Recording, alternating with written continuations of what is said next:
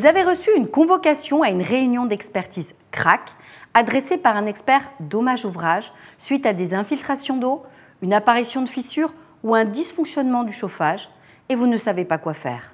La CRAC, c'est quoi?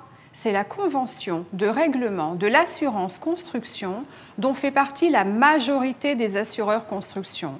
L'expert unique, désigné par l'assureur dommage-ouvrage, intervient pour le compte de tous les intervenants au chantier et de leurs assureurs de responsabilité décennale, ce qui réduit les délais de résolution du sinistre. Cet expert est donc aussi votre expert.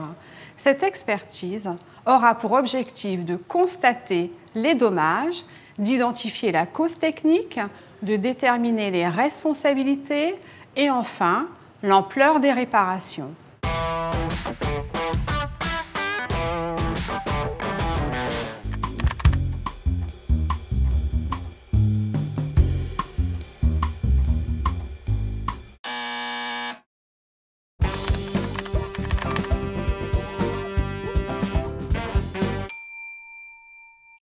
Si vous avez reçu une convocation, c'est que vous êtes concerné et vous devez donc vous défendre. À ce stade, il n'est pas nécessaire de déclarer le sinistre, sauf si l'enjeu du sinistre avoisine les 140 000 €. Dans ce cas, contactez immédiatement votre intermédiaire, c'est-à-dire votre agent ou votre courtier, pour lui déclarer le sinistre.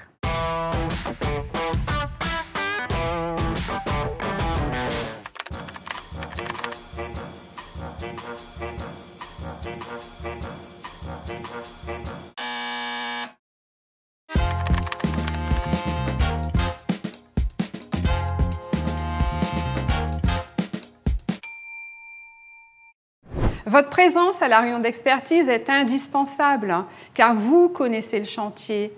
C'est essentiel car vous êtes le mieux placé pour parler de vos travaux et répondre aux différentes questions que l'expert vous posera.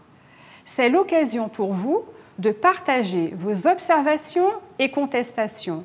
Remettez donc à l'expert les documents qu'il vous demandera. 3 points d'attention. Si vous avez sous-traité les travaux ou fait appel à un fabricant, indiquez leur nom à l'expert pour les convoquer à la prochaine réunion. Vous avez des observations techniques? Faites-les valoir à l'expert par écrit avec vos arguments.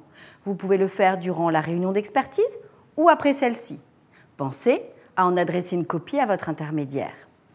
Enfin, si vous procédez directement aux réparations, prévenez immédiatement l'expert unique. Pensez bien aussi à faire signer à votre client un quitus de bonne fin de travaux.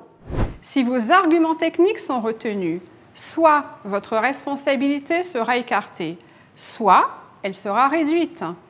À l'inverse, si votre responsabilité est retenue, l'assureur dommage-ouvrage nous présentera un recours. Une fois que nous aurons réglé son recours, vous devrez régler le montant de votre franchise au titre de la garantie obligatoire de votre contrat de responsabilité décennale. Pour rappel, voici les 3 bons comportements à avoir. Rendez-vous absolument à l'expertise. Apportez à l'expert les éléments utiles à votre défense. Enfin, signalez à l'expert le nom de vos sous-traitants. La suite au prochain épisode.